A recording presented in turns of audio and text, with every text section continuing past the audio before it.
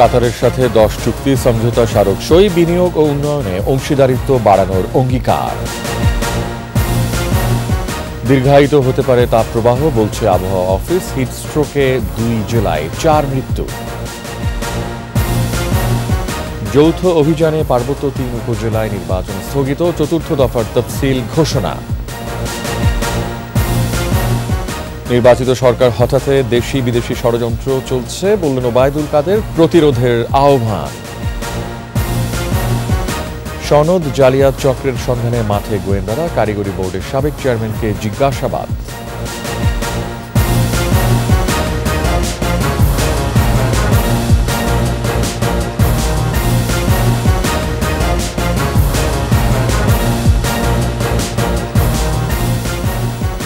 শুনছিলেন first security ইসলামী bank PLC সংবাদ শিরোনাম। আমন্ত্রণ জানাচ্ছি রাত 11টার 21 সংবাদে। আপনাদের সাথে আছি আমি রিয়াজ হাফিজ। দর্শক, 21 টেলিভিশনের সংবাদ একই সাথে সরাসরি দেখতে পাবেন আমাদের ফেসবুক পেজ www.facebook.com/2124 অনলাইনে। ব্যবসা বাণিজ্য আর জনশক্তি রপ্তানি সহ নানা ক্ষেত্রে সহযোগিতায় কাতারের সঙ্গে 5 চুক্তি ও 5টি সমঝোতা স্মারক সই করেছে বাংলাদেশ। কাতারের আমির Sheikh Tamim bin Hamad Al Thani ও প্রধানমন্ত্রী শেখ হাসিনার উপস্থিতিতে চুক্তি সই হয়। বিস্তারিত জানাচ্ছেন প্রণব চক্রবর্তী। দুদিনের সফরের দ্বিতীয় দিন সকালে প্রধানমন্ত্রীর কার্যালয়ে আসেন কাতারের আমির Sheikh Tamim bin Hamad Al Thani. ফুলেল শুভেচ্ছায় তাকে স্বাগত জানান প্রধানমন্ত্রী শেখ হাসিনা। প্রথমে একান্ত আলোচনা করেন প্রধানমন্ত্রী ও কাতারের আমির। পরে প্রতিনিধি পর্যায়ের দ্বিপাক্ষিক বৈঠকে 5 চুক্তি ও 5 সমঝোতা স্বাক্ষর করে দুই দেশ। শিল্পমন্ত্রী নুরুল মজিদ মাহমুদ হুমায়ুন এবং কাতারের বাণিজ্য ও শিল্পমন্ত্রী Sheikh Mohammad bin Hamad Al Thani পারস্পরিক বিনিয়োগ, উন্নয়ন ও সুরক্ষা চুক্তিতে স্বাক্ষর করেন। বাংলাদেশ ও কাতারের মধ্যে আয়ের ক্ষেত্রে দ্বৈত কর পরিহার এবং রাজস্ব ফাঁকি প্রতিরোধ চুক্তিতে স্বাক্ষর করেন কাতারের পররাষ্ট্র প্রতিমন্ত্রী ও বাংলাদেশের অর্থ প্রতিমন্ত্রী ওয়াসিকা আয়েশা খান। আইনি সহযোগিতার চুক্তিতে স্বাক্ষর করেন আইনমন্ত্রী আনিসুল হক ও কাতারের পররাষ্ট্র প্রতিমন্ত্রী। আর দুই দেশের সামুদ্রিক পরিবহন সংক্রান্ত চুক্তিতে স্বাক্ষর করেন নৌ পরিবহন প্রতিমন্ত্রী খালিদ মাহমুদ চৌধুরী। কাতার ও Bangladesh chamber of commerce and ইন্ডাস্ট্রির চুক্তিতে স্বাক্ষর করেন এফবিসিসিআই সভাপতি মাহবুবুল আলম এবং QCCI chairman Sheikh Khalifa bin Jassim Al Thani. আর বাংলাদেশ ও কাতারের মধ্যে কূটনৈতিক প্রশিক্ষণে এবং দুই দেশের উচ্চশিক্ষা এবং বৈজ্ঞানিক গবেষণা সংক্রান্ত সহযোগিতা বিষয়ে সমঝোতা স্মারকে পররাষ্ট্রমন্ত্রী ডক্টর হাসান মাহমুদ এবং কাতারের পররাষ্ট্র প্রতিমন্ত্রী সুলতান বিন সাদ আল মুরাইখি স্বাক্ষর করেন। প্রবাসী কল্যাণ ও বৈদেশিক কর্মসংস্থান প্রতিমন্ত্রী শফিকুর রহমান চৌধুরী এবং কাতারের পররাষ্ট্র প্রতিমন্ত্রী জনশক্তি কর্মসংস্থান সংক্রান্ত সমঝোতা স্মারকে সই করেন। ঢাকায় কালশী বালুর মাঠের পার্ক এবং ইসিবি চত্বর থেকে কালশী উড়াল সেতু পর্যন্ত সড়কটি আমিরের নামে নামকরণ করে বাংলাদেশ।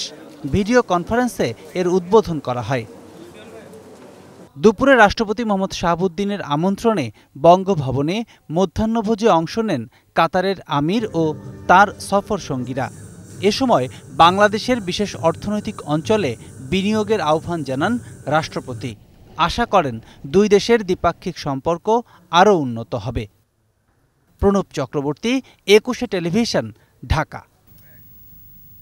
তাপপ্রবাহ বইছে দেশের 45 জেলায়।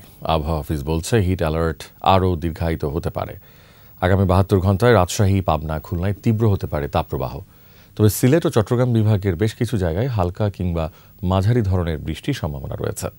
আরও জানাচ্ছেন পার্থ সারথী। প্রকৃতির এমন একটানা বৈরী রূপ আগে দেখেনি নগরবাসী। সূর্যের এই তপ্ত গনগনে প্রবল রূপ অনেকটাই অচেনা। স্মরণকালের অস্বাভাবিক তাপে পুড়ছে নগর, পুড়ছে গ্রাম। কোথাও স্বস্তি নেই। তীব্র গরমে বিপর্যস্ত সারা দেশ। হাঁসফাঁস নগরীতে সবচেয়ে সংকটে খেটে খাওয়া মানুষগুলো। কামাই কাজ মোটামুটি টুকিটাকি আছে, কিন্তু গরমে আমাদের অসহ্য শুরু হয়ে গেছে। পিপাসা লাগিচ্ছে, মাঝে মাঝে পানি টানি খাচ্ছি। গরমে তো বেরিয়ে হওয়া যাচ্ছে না রাস্তায়। একটু গাছের ছায়া পাওয়া যায়, ওইখানে আমরা একটু দাঁড়াচ্ছি। প্রচণ্ড পিপাসা পাচ্ছে। আর এখানে তো মনে করেন যে মানে বাইরে যে থাকবো এই পরিস্থিতিটা এখনো হচ্ছে না। ঢাকাসহ দেশের ৪৫টির বেশি জেলার উপর দিয়ে বয়ে যাচ্ছে তাপপ্রবাহ।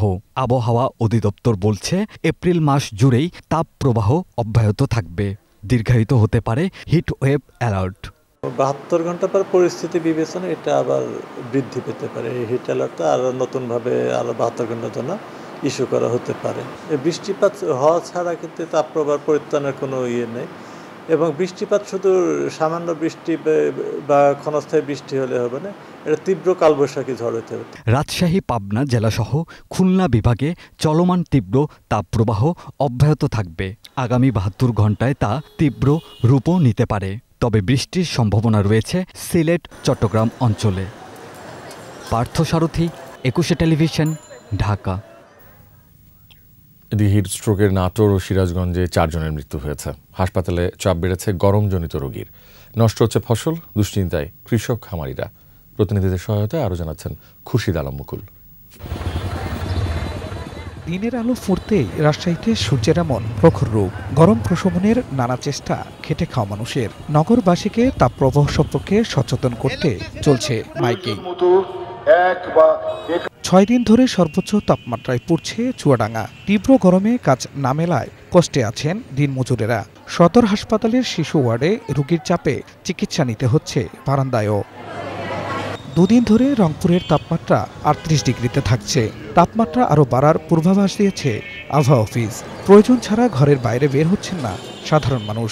গরমে প্রচণ্ড খারাপ অবস্থা, বিশেষ করে বৃদ্ধ এবং শিশুদের খুবই কষ্ট হচ্ছে। শিক্ষা প্রতিষ্ঠান বন্ধ দেওয়ার ঘটনাটা ইতিবাচক। হাঁসফাঁস অবস্থা সিরাজগঞ্জেও। বৈশাখের খরতাপে বিপাকে জীবিকার তাগিদে বের হওয়া মানুষ।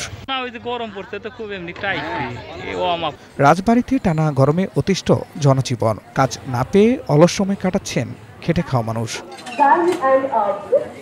গরমে নষ্ট হচ্ছে মাছের রেণু। চরম বিপাকে যশোরের চাঁচড়ার মৎস্যজীবীরা। বোরো ধান ঘরে তুলতে শ্রমিক সংকটের সমস্যায় ময়মনসিংহের কৃষকেরা। গরমের খুব অসুবিধা, এই চাপের লাগিয়ে মানুষ আয় না কাজে। গরম বাতাসে মুরগির মরক রোগ বাড়ায় গাইবান্ধায় হুমকির মুখে পোলট্রি শিল্প। মুরগির জীবনে বাঁচতেছে না, ডিমও ছোট হয়ে গেছে। অনেক ফার্মে মুরগি মারাও যাচ্ছে নানান রোগে। কাপে ঘাড় ব্যথা হয়, ধপধপ করে পরে পরিয়ে মরে সকালবেলা ৩টে মইল। গরম থেকে বাঁচতে সচেতনতার পাশাপাশি স্বাস্থ্যবিধি মেনে চলার পরামর্শ চিকিৎসকদের। খুরশিদ আলম মুকুল, ২১শে টেলিভিশন। জলবায়ু পরিবর্তনের বিরূপ প্রভাবে ৫০ বছরে বিশ্বের সবচেয়ে বেশি প্রাকৃতিক দুর্যোগের সম্মুখীন হয়েছে বাংলাদেশ। ওই সময়ে এই দেশে ২৮১টি প্রাকৃতিক দুর্যোগে প্রাণ গেছে ৫,২০,০০০-এরও বেশি মানুষের, যা এশিয়ার মধ্যে সর্বোচ্চ।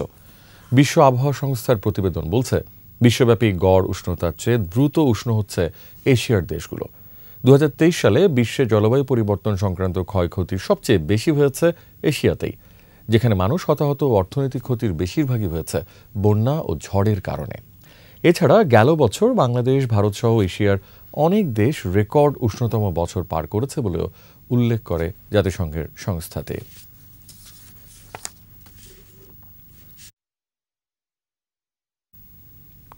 যৌথ অভিযানের কারণে বান্দরবানের ৩ উপজেলা নির্বাচন স্থগিত করেছে কমিশন। আন্তঃমন্ত্রণালয় বৈঠক শেষে নির্বাচন কমিশন জানায়, পরে সুবিধাজনক সময়ে ওই উপজেলাগুলোতে ভোটের আয়োজন করা হবে। এদিকে আগামী ৫ জুন ৫৫ উপজেলায় হবে চতুর্থ ও শেষ ধাপের নির্বাচন। শিউলি শবনমের প্রতিবেদন। ষষ্ঠ উপজেলা পরিষদ নির্বাচন নিয়ে আগারগাঁও নির্বাচন ভবনে এই বৈঠক। প্রধান নির্বাচন কমিশনার কাজী হাবিবুল আওয়ালের সভাপতিত্বে সভায় অংশ নেন ৪ কমিশনার, জননিরাপত্তা বিভাগ, জনপ্রশাসন, পুলিশ, বিজিবি, র্যাব সহ বিভিন্ন মন্ত্রণালয় ও সংস্থার ঊর্ধ্বতন কর্মকর্তারা। সভায় আইনশৃঙ্খলা রক্ষাকারী বাহিনীর সাথে প্রশাসন ও সংশ্লিষ্ট কর্মকর্তাদের সমন্বিতভাবে কাজ করার নির্দেশ দেওয়া হয়। ৩ ঘণ্টার বৈঠক শেষে কমিশন সচিব জানান, সুষ্ঠু ও সুন্দর নির্বাচনের স্বার্থে এবার অন্য স্থানীয় নির্বাচনের চেয়ে বেশি সংখ্যক আইনশৃঙ্খলা বাহিনীর সদস্য মোতায়েন করা হবে। উপজেলা পরিষদ বা স্থানীয় সরকার পরিষদ নির্বাচনে যে পরিমাণ আইনশৃঙ্খলা রক্ষাকারী বাহিনীর সদস্যদেরকে মোতায়েন করে থাকি, এই নির্বাচনে তার চাইতে একটু অধিক সংখ্যক সদস্য মোতায়েন করার প্রচেষ্টা গ্রহণ করা হবে। তার কারণ যেহেতু ৬ষ্ঠ উপজেলা পরিষদ 4টা ধাপে অনুষ্ঠিত হবে, সুতরাং সেক্ষেত্রে আমাদের জেলা পর্যায়ে কর্মরত যে আইনশৃঙ্খলা রক্ষাকারী বাহিনী এবং জনপ্রশাসনের জনবল রয়েছেন, তারা ওখানেই ধাপে ধাপে দায়িত্ব পালন করবেন। সুতরাং সেক্ষেত্রে আমাদের এই জনবলের সমস্যার ঘাটতি হবে না। চলতি মাসের ২ ও ৩ এপ্রিল পরপর বান্দরবানে ৩টি ব্যাংক ডাকাতির ঘটনায় উত্তপ্ত পার্বত্য এলাকায় সন্ত্রাসের বিরুদ্ধে চলছে যৌথ অভিযান। এমন পরিস্থিতিতে আগামী ৮ মে রোয়াংছড়ি ও থানচিতে এবং ২১ মে রুমায় ভোট হওয়ার কথা থাকলেও নির্বাচন স্থগিত করেছে কমিশন। আপাতত এই 3টি উপজেলা নির্বাচন স্থগিত করা হয়েছে, যেটা আমরা পরবর্তীতে সুবিধা সময় আমরা আয়োজন করতে চেষ্টা করব। এদিকে বিকেলে ৩২তম কমিশন সভা শেষে ঘোষণা করা হয় চতুর্থ ও শেষ ধাপের উপজেলা নির্বাচনের তফসিল। উপজেলা পরিষদ সাধারণ নির্বাচনের চতুর্থ ধাপের মনোনয়নপত্র দাখিলের শেষ তারিখ ৯ মে বৃহস্পতিবার, মনোনয়নপত্র বাছাই ১২ মে রবিবার, মনোনয়নপত্র বাছাইয়ের বিরুদ্ধে আপিল দায়ের ১৩ থেকে ১৫ মে, আপিল নিষ্পত্তি ১৬ থেকে ১৮ মে, প্রার্থিতা প্রত্যাহারের শেষ তারিখ ৯ মে রবিবার, প্রতীক বরাদ্দ ২০ মে সোমবার এবং ভোট গ্রহণ, যেটা আগে থেকে আপনারা জানেন যে ৫ জুন। ৮ মে প্রথম ধাপ, ২১ মে দ্বিতীয় এবং ২৯ মে তৃতীয় ধাপে অনুষ্ঠিত হবে উপজেলা নির্বাচন। শিউলি শবনম, ২১ টেলিভিশন, ঢাকা। ইউনিয়ন পরিষদের চেয়ারম্যানরা পদত্যাগ না করেই উপজেলা পরিষদ নির্বাচনে অংশগ্রহণ করতে পারবেন বলে আদেশ দিয়েছেন হাইকোর্ট। এই আদেশের ফলে উপজেলা পরিষদ নির্বাচনে অংশ নিতে ইউপি চেয়ারম্যানদের পদত্যাগ করতে হবে না বলে জানিয়েছেন আইনজীবীরা। কুষ্টিয়া ও সিলেটের 2টি উপজেলার 2 প্রার্থীর আবেদনের শুনানি নিয়ে মঙ্গলবার বিচারপতি শেখ হাসান আরিফ ও বিচারপতি মোহাম্মদ বজলুর রহমানের সমন্বয়ে গঠিত হাইকোর্ট বেঞ্চ এ আদেশ দেন। রিটকারী পক্ষের আইনজীবী শাহাদিন মালিক বলেন, কুষ্টিয়া ও সিলেটের 2টি উপজেলা নির্বাচনের ইউনিয়ন পরিষদের চেয়ারম্যানদের রিটের পরিপ্রেক্ষিতে এমন আদেশ দিয়েছেন আদালত। অন্যান্য উপজেলায় কেউ পদে থেকে নির্বাচন করতে চাইলে তাদেরও আদালতের আদেশ নিতে হবে।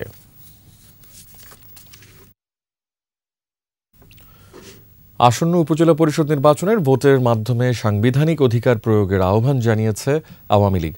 দলটির সভাপতি শেখ হাসিনার এই বার্তা দিয়ে সাধারণ সম্পাদক ওবায়দুল কাদের অভিযোগ করেন, নির্বাচিত সরকার হঠাতে সব ধরনের ষড়যন্ত্র চলছে। আরও জানাচ্ছেন আকবর হোসেন সুমন।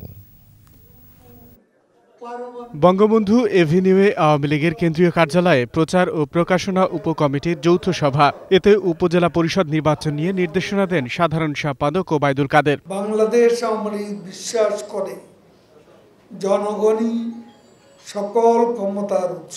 স্বাধীনতা ও সার্বভৌমত্বের ভিত্তিমূলে যারা আঘাত করতে চায়, ভোটের মাধ্যমে সেই ষড়যন্ত্র প্রতিহতের আহ্বান জানান আওয়ামী লীগ সাধারণ সম্পাদক। চিহ্নিত এই অপশক্তি বাংলাদেশের গণতন্ত্র, স্থিতিশীল রাজনৈতিক পরিবেশ এবং জনগণের ভোটাধিকারকে নস্যাৎ করতে নির্বাচন বিরোধী অপতৎপরতায় লিপ্ত।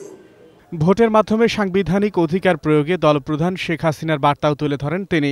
উপজেলা নির্বাচনকে সামনে রেখে আমাদের নেত্রী বঙ্গবন্ধু কন্যা শেখ হাসিনা ভোটের মাধ্যমে সাংবিধানিক অধিকার প্রয়োগের জন্য আহ্বান জানিয়েছে। পরে প্রচারপত্র বিলি কার্যক্রমের উদ্বোধন করেন আওয়ামী লীগ সাধারণ সম্পাদক। আকবর হোসেন সুমন, ২১ টেলিভিশন, ঢাকা। কারিগরি শিক্ষা বোর্ডের সদ্য অব্যাহতিপ্রাপ্ত চেয়ারম্যান আকবর আলী খান তার স্ত্রীর অপরাধের দায় নিতে অস্বীকৃতি জানিয়েছেন।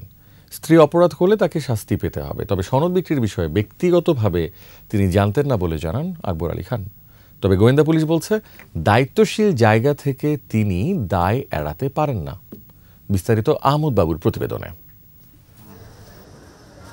১ এপ্রিল কারিগরি শিক্ষা বোর্ডের প্রধান কম্পিউটার বিশেষজ্ঞ AKM শামসুজ্জামানের মধ্যপীরের বাগের বাসায় অভিযান চালায় গোয়েন্দা পুলিশ।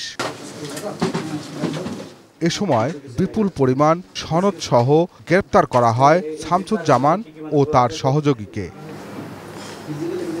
পরে কারিগরি শিক্ষা বোর্ডের সদ্য সাবেক চেয়ারম্যান আকবর আলী খানের স্ত্রী শেহেলা পারভিন সহ 6 জনকে গ্রেপ্তার করে গোয়েন্দা পুলিশ। এর মধ্যে 5 জন আদালতে স্বীকারোক্তি দিয়েছেন। এরই ধারাবাহিকতায় কারিগরি শিক্ষা বোর্ডের সনদ জালিয়াতি নিয়ে মিন্টু রোডে জিজ্ঞাসাবাদ করা হয় আকবর আলী খানকে। পরে সাংবাদিকদের প্রশ্নের সদুত্তর দিতে পারেননি তিনি। যেহেতু একটি ঘটনা ঘটেছে এবং এর জন্য সুষ্ঠু তদন্ত হওয়া উচিত এবং এর যে প্রকৃত ঘটনা উদ্ধারণ করে তাদের শাস্তির ব্যবস্থা করা উচিত, সেই ক্ষেত্রে আমরা খুবই লজ্জিত এবং দুঃখিত।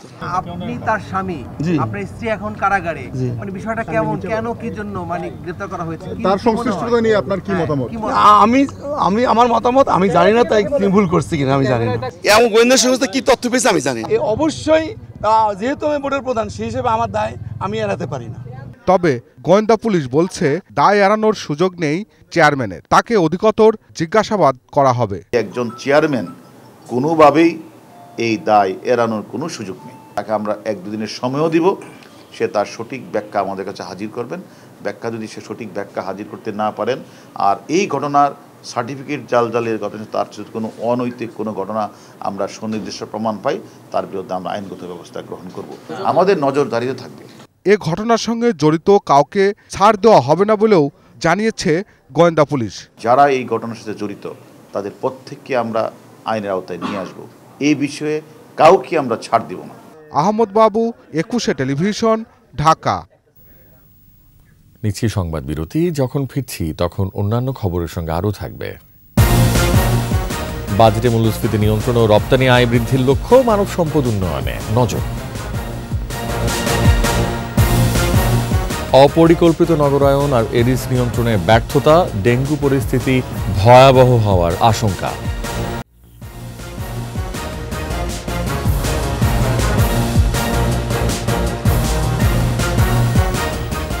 আবারও আমন্ত্রণ রাত 11টার 21 সংবাদে। মূল্যস্ফীতি নিয়ন্ত্রণ, রপ্তানি আয় এবং রাজস্ব আহরণ বৃদ্ধির পাশাপাশি মানব সম্পদের উন্নয়নে জনমুখী বাজেট দেওয়া হবে বলে জানিয়েছেন অর্থ প্রতিমন্ত্রী। স্থানীয় একটি হোটেলে প্রাক বাজেট আলোচনায় অর্থনীতিবিদ ও ব্যবসায়ী নেতারা বলেছেন, বিশ্বব্যাপী মূল্যস্ফীতি কমলেও ভুল নীতির কারণে বাংলাদেশে বাড়ছে। বিনিয়োগ বৃদ্ধি, মূল্যস্ফীতি কমাতে সুদের হার কমানোর পরামর্শ দেন তারা। এছাড়া খাদ্য সরবরাহ স্বাভাবিক রাখার কথাও বলেছেন অর্থনীতিবিদরা। তৌহিদুর রহমানের রিপোর্ট। আইসিএমইবি আয়োজিত রাজধানীর একটি হোটেলে প্রাক বাজেট আলোচনা। অর্থনীতিবিদরা বলেন, সরকারের আয়ের অন্যতম মাধ্যম রাজস্ব আদায় অনেক দেশের চেয়ে কম। ফলে উন্নয়ন ব্যয় মেটাতে সরকারকে বিদেশি ঋণ এবং অভ্যন্তরীণ ব্যাংক ব্যবস্থার উপর নির্ভর করতে হয়। এর ফলে বেসরকারি খাতের বিনিয়োগকারীরা চাপে পড়ছেন মন্তব্য করে রাজস্ব বাড়ানোর তাগিদ দেন তারা। সাপ্লাই বাড়াতে হবে। কিভাবে বাড়াবো? এই যে এখন একটা মোক্ষম সময়, আল্লাহর দান, চমৎকার বড় ফসল হচ্ছে, কোনো সময় আমরা সংগ্রহ করতে পারি না। কেন পারি না? মধ্যস্বত্বভোগী যারা 74-এর দুর্ভিক্ষ করেছিল। বাংলাদেশ ব্যাংক বলছে আমরা সরকারকে দেব না, কিন্তু বাংলাদেশ ব্যাংক আবার ব্যাংকগুলোকে ঋণ দিচ্ছে।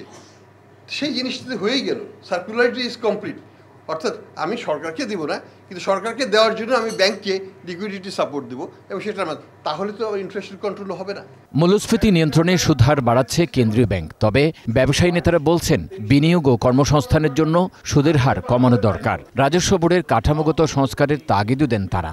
এনবিআরকে পলিসি এবং অ্যাডমিনিস্ট্রেশন এই দুটাকে যদি আলাদা করেন, তাহলে কিন্তু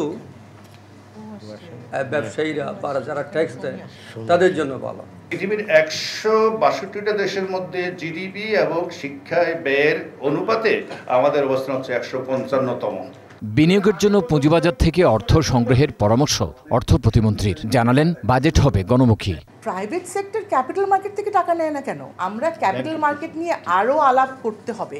সব কিছুর দায়ভার ব্যাংকিং সিস্টেমে চাপিয়ে দেওয়াটা মনে হয় ঠিক না। রাজস্ব আদায়ে কৃষির আধুনিকায়ন ও প্রবৃদ্ধির বিষয়টি আসছে বাজেটে অগ্রাধিকার পাবে বলেও জানান তিনি। ইন্টারেস্ট বাড়লে যে এনপিএল বাড়বে, সেটার সাথে আমি আসলে কোনো সূত্র পাচ্ছি না। তৌহিদুর রহমান, 21 টেলিভিশন, ঢাকা। নতুন করে রেলের ভাড়া বাড়ানো হয়নি, তবে যে ছাড় দেয়া হতো তা প্রত্যাহার করা হচ্ছে বলে জানিয়েছেন রেলমন্ত্রী জিল্লুর হাকিম। রাজবাড়ীতে এক অনুষ্ঠানে একথা বলেন তিনি। রেলের ভাড়া বৃদ্ধি হয়নি, ভর্তুকি প্রত্যাহার করা হয়েছে, এই জন্য কিছুটা বাড়বে, সব ক্ষেত্রে না। যেমন 100 কিলোমিটারের মধ্যে আমাদের কোনো ভাড়া বৃদ্ধি হচ্ছে না, যত দূরে যাবে কিছু কিছু ভাড়া বৃদ্ধি পাবে। সাবেক আইজিপি বেনজির আহমেদের বিষয়ে দুদকের তদন্ত প্রতিবেদন 2 মাসের মধ্যে দাখিলের নির্দেশ দিয়েছেন হাইকোর্ট। বিচারপতি নজরুল ইসলাম তালুকদার ও বিচারপতি কাজী ইবাদত হোসেনের সমন্বয়ে গঠিত বেঞ্চ এ আদেশ দেন। আদালত বলেন, সাবেক আইজিপি বেনজিরের বিষয়ে দুদক অনুসন্ধান করছে, তাই হাইকোর্ট এ বিষয়ে কোনো রুল জারি করবে না। তবে সরকারি চাকুরি মেয়াদ শেষে কোনো ব্যক্তির সম্পত্তির পরিমাণ 10% বেশি বৃদ্ধি পেলে তার বিষয়ে আইনি কার্যক্রম করার বিধান থাকা জরুরি বলে মন্তব্য করেন আদালত।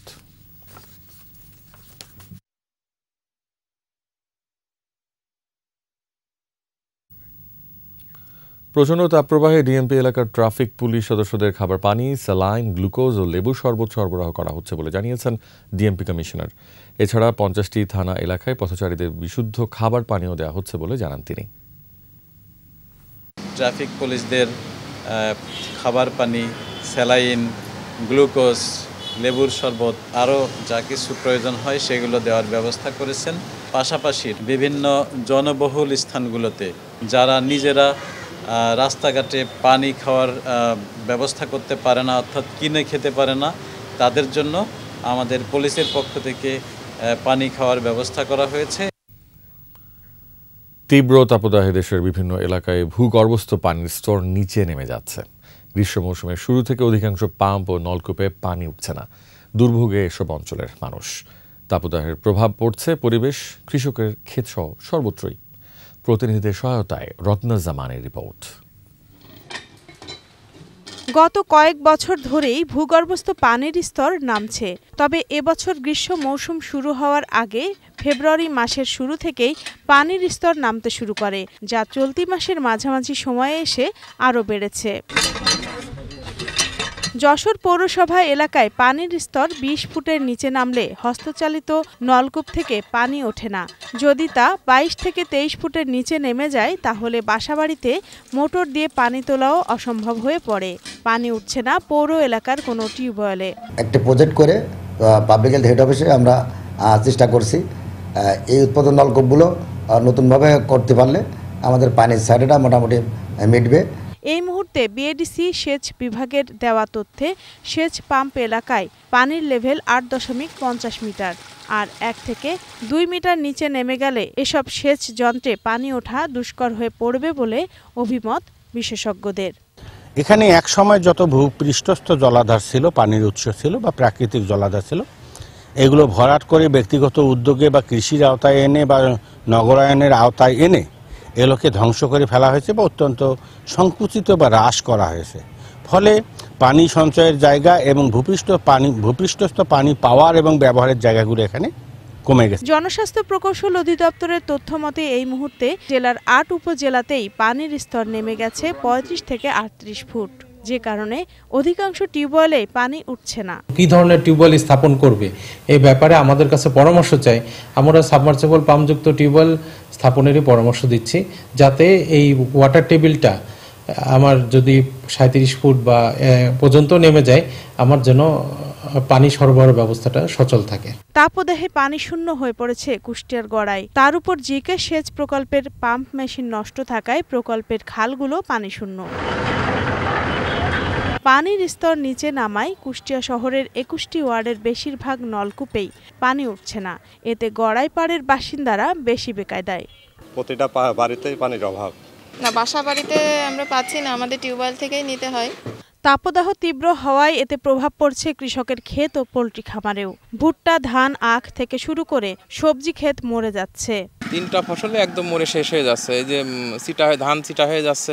অনেক ফার্মে দেখা যাচ্ছে যে মুরগি মারা যাচ্ছে। আর কৃষিবিদরা বলছেন গরম অব্যাহত থাকলে বোরো আবাদের বিপর্যয় হতে পারে। এজন্য শ্যালো ইঞ্জিন চালিত পানির পাম্পগুলো মাটি খুঁড়ে গভীরে বসানোর পরামর্শ দেওয়া হচ্ছে। দিনের বেলায় যেন সেচটা কম দেয়, এটা মানে বিকাল থেকে সন্ধ্যা এবং রাত্রেবেলা সেচটা দিলে এই সেচের পানিটা দীর্ঘ সময় কিন্তু মাটিতে থাকবে। বৃষ্টি না হলে তাপদাহ থেকে সৃষ্ট সমস্যা কাটবে না বলে মনে করছেন পরিবেশবিদরা। রত্না সামান, 21 টেলিভিশন।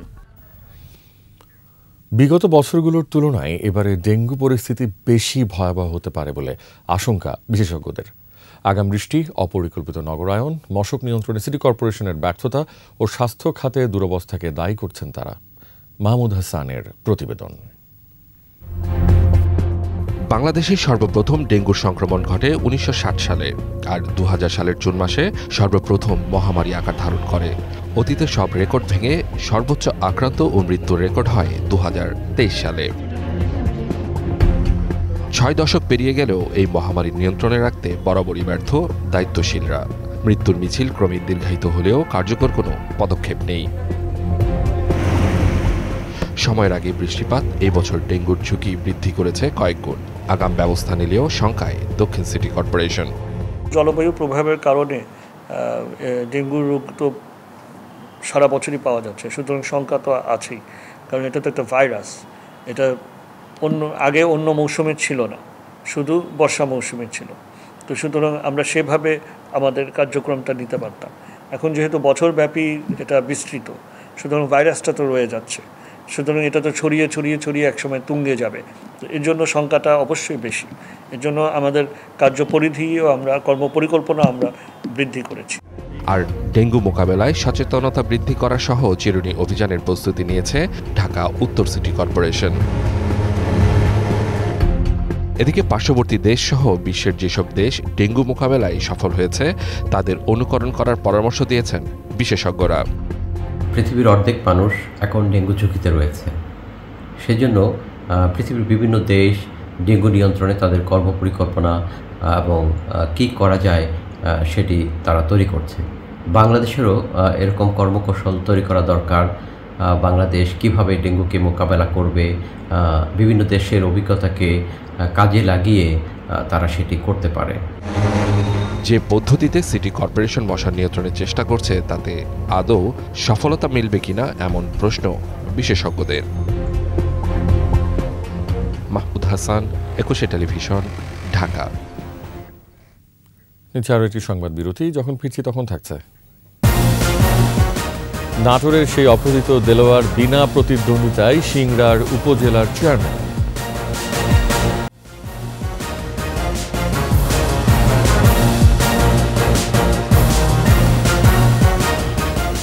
আমন্ত্রণ রাত 11টার 21 সংবাদে। গাইবান্ধার সাঘাটা ও গোবিন্দগঞ্জের 20টি অবৈধ কারখানায় বিশেষ ধরনের চুল্লিতে কাঠ পুড়িয়ে কয়লা তৈরি করছে একটি চক্র। কাঠের যোগানে উজাড় হচ্ছে গাছপালা, নির্গত কালো ধোঁয়া ও তাপে দূষিত হচ্ছে পরিবেশ, নষ্ট হচ্ছে ফসলও। কাশিসহ নানা শারীরিক জটিলতায় ভুগছেন হাজারো গ্রামবাসী। গাইবান্ধা প্রতিনিধি আফরোজা লুনার তথ্য, ছবিতে মাসুম আলিসার প্রতিবেদন। ইট মাটির প্রলেপে সারি সারি গোলাকার চুল্লিতে বিভিন্ন গাছের গুঁড়ি ও ডালপালা পুড়িয়ে তৈরি হচ্ছে কয়লা। কালো ধোঁয়ায় ছেয়ে গেছে চারপাশ। পোড়ানোর অপেক্ষায় রাখা সদ্য কাটা আরও অনেক গাছ। গাইবান্ধা সাঘাটা উপজেলার নশিয়ারপাড়া সহ আশপাশের কয়েকটি এবং পাশের গোবিন্দগঞ্জের কিছু গ্রামে গড়ে উঠেছে এমন 20টি অবৈধ কারখানা। প্রতিটি কারখানায় কমপক্ষে 10টি চুল্লিতে দিনে পুড়ছে 150 মন কাঠ। এ হিসেবে 2 শতাধিক চুল্লিতে দিনে 3000 মন কাঠের যোগানে বৃক্ষশূন্য হচ্ছে বিস্তীর্ণ জনপদ। স্বল্প উচ্চতার এসব চুল্লির ধোঁয়া ও তাপে পরিবেশ দূষণের শিকার আশপাশের মানুষজন ও প্রকৃতি। চোখে ধোঁয়া লাগে, দেখা যদি আসছে খুব অসুবিধা আমাদের। যে সরকার তো বারবার বলতেছে গাছ লাগা পরিবেশ বাঁচাও, কিন্তু আমাদের এখানে তো দেখা যাচ্ছে গাছ আর কাটা হচ্ছে। কাঠ পুড়ে যে কয়লা উৎপাদন করছে তাতে পরিবেশ দূষিত হচ্ছে এবং এটা প্রশাসনিক হস্তক্ষেপ কামনা করছে। বাচ্চা আবার লেখাপড়া করে, ধুমার ঠেলার কাছ থেকে এত দিনে থাকবে না ভাই। আর একটা বয়স হচ্ছে 4 বছর, মনে করেন মানে জীবন চলে যায় কাছতে কাছতে। দ্রুত এসব গাছ পোড়ানো বন্ধের দাবি পরিবেশবাদীদের। কারখানা হয়েছে, সেটি বিভিন্ন জায়গায় জ্বালানি হিসাবে ব্যবহৃত হচ্ছে, এটা পরিবেশের জন্য বিপজ্জনক, অনেক বিপজ্জনক। পরিবেশ অধিদপ্তর এটা কি করছে আমরা জানি না, এটা অবশ্যই এটা বন্ধ চাই। অবৈধ কারখানাগুলো বন্ধের শিগগিরই অভিযান চালিয়ে স্থায়ীভাবে বন্ধের আশ্বাস প্রশাসনের। 2 ফেজে 2বার অভিযান পরিচালনা করে প্রত্যেকটা চুল্লিকেই ধ্বংস করে দিয়েছিলাম। পার্মানেন্টলি ধ্বংস করার জন্য বা এগুলো বন্ধ করার জন্য আমরা আইনানুগ যে সকল পন্থা আছে সব আমরা অবলম্বন করব, পাশাপাশি জনগণের সচেতনতাও দরকার। এসব অবৈধ কারখানা চিরতরে বন্ধের দাবি স্থানীয়দেরও। মাসুম আলিসা, 21 টেলিভিশন। নাটোরের সিংড়া উপজেলা পরিষদ নির্বাচনে বিনা প্রতিদ্বন্দ্বিতায় শেখ দেলোয়ার হোসেনকে চেয়ারম্যান ঘোষণা করা হয়েছে। তিনি প্রতিদ্বন্দ্বী প্রার্থীর হাতে অপহরণ ও মারধরের শিকার হয়েছিলেন বলে অভিযোগ উঠেছিল। মঙ্গলবার বেলা 11টার দিকে জেলা রিটার্নিং কর্মকর্তার সভাকক্ষে উপজেলা পরিষদের নির্বাচনে প্রার্থীদের মাঝে প্রতীক বরাদ্দ শেষে দেলোয়ার হোসেনকে চেয়ারম্যান ঘোষণা করেন জেলা নির্বাচন কর্মকর্তা ও রিটার্নিং অফিসার আব্দুল লতিফ শেখ। এর আগে রোববার মনোনয়নপত্র প্রত্যাহার করে নেন লুৎফুল হাবিব রুবেল।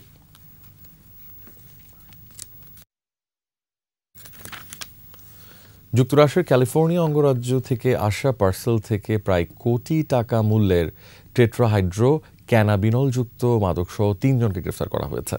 মঙ্গলবার সকালে সংবাদ সম্মেলনে মহাপরিচালক বলেন, যুক্তরাষ্ট্র থেকে আসা পার্সেল পরীক্ষার পর টেট্রাহাইড্রো ক্যানাবিনলযুক্ত কুশ, ক্যানাবিস চকলেট ও ক্যানাবিস কেক জব্দ করা হয়। কার্টুনে মোবাইল নম্বরের সূত্র ধরে সাভারের আশুলিয়া থেকে গ্রেফতার করা হয় রাসেল মিয়া, রমজান মিয়া ও ইমরানকে। এই ঘটনার সঙ্গে আর কারা কারা জড়িত ও কিভাবে বিদেশ থেকে মাদক দেশে আসলো তা তদন্ত করে দেখা হচ্ছে।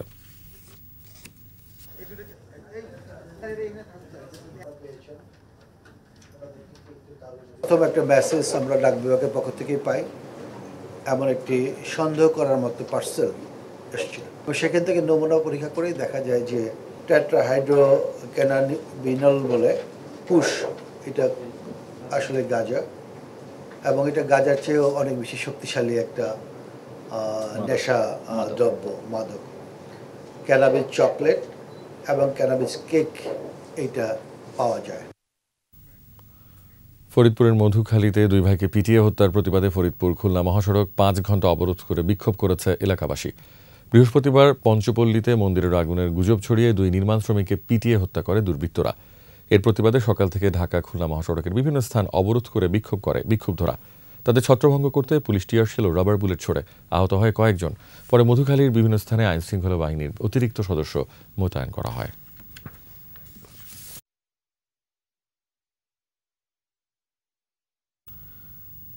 জমকালো আয়োজনে 25তম প্রতিষ্ঠা বার্ষিকী উদযাপন করল Bangladesh German chamber of commerce and industry. অনুষ্ঠানের প্রধান অতিথি বাংলাদেশে জার্মানির রাষ্ট্রদূত আচিম ট্রস্টার বলেন, জার্মান এবং বাংলাদেশি ব্যবসায়ীদের সংগঠন BGCCI 2 দেশের অর্থনৈতিক প্রবৃদ্ধি বাড়ানোর জন্য কাজ করে যাচ্ছে। এ সময় উপস্থিত ছিলেন ইভেন্ট কমিটির chairman doctor deter Rayner, BGCCI সভাপতি M মাকসুদ সহ অন্যান্যরা।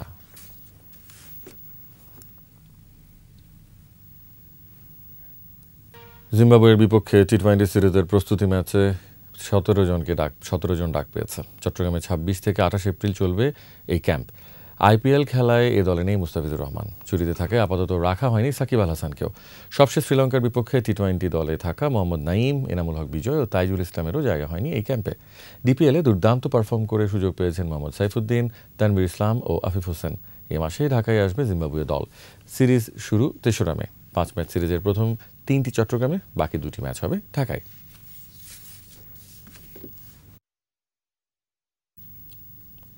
28 এপ্রিল জিম্বাবুয়ের সিরিজের মূল দল ঘোষণা করবে BCB। প্রধান নির্বাচক গাজী আশরাফ হোসেন লিপু জানান, দেশে ফিরেই আন্তর্জাতিক ম্যাচ খেলার সুযোগ নেই সাকিবের। যে কোনো একজন খেলোয়াড়কে একটা প্রসেসের মধ্যে দিয়ে আসতে হবে। তিনি বিদেশ সফর করে আসবেন, তার সফরজনিত ক্লান্তি থাকবে, এই গরমের সঙ্গে অ্যাডজাস্টমেন্টের ব্যাপার থাকবে, এবং তারপরেও ডেফিনেটলি তাকে বাংলাদেশ টিম ম্যানেজমেন্টের সঙ্গে কাজ করেই তারপরে ম্যাচে ফিরতে হবে যত দ্রুত সম্ভব। তো সেই জিনিসগুলো কিন্তু আমরা লক্ষ্য রাখবো। টিম বন্ডিংয়ের ব্যাপারে আমার মনে হয় যে he knows how to gel with the team, so এটা কোনো সমস্যা হবে না। শেষ করছি রাত 11:21 সংবাদ। তবে যাবার আগে ফার্স্ট সিকিউরিটি ইসলামী ব্যাংক PLC সংবাদ শিরোনামগুলো আরও একবার। কাতারের সাথে 10 চুক্তি সমঝোতা স্মারক সই, বিনিয়োগ ও উন্নয়নে অংশীদারিত্ব বাড়ানোর অঙ্গীকার। দীর্ঘায়িত হতে পারে তাপপ্রবাহ, বলছে আবহাওয়া অফিস। হিট স্ট্রোকে 2 জেলায় 4 মৃত্যু। যৌথ অভিযানে পার্বত্য 3 উপজেলায় নির্বাচন স্থগিত, চতুর্থ দফার তফসিল ঘোষণা। নির্বাচিত সরকার হঠাতে দেশি বিদেশি ষড়যন্ত্র চলছে, বললেন ওবায়দুল কাদের। প্রতিরোধের আহ্বান। সনদ জালিয়াত চক্রের সন্ধানে মাঠে গোয়েন্দারা, কারিগরি বোর্ডের সাবেক চেয়ারম্যানকে জিজ্ঞাসাবাদ।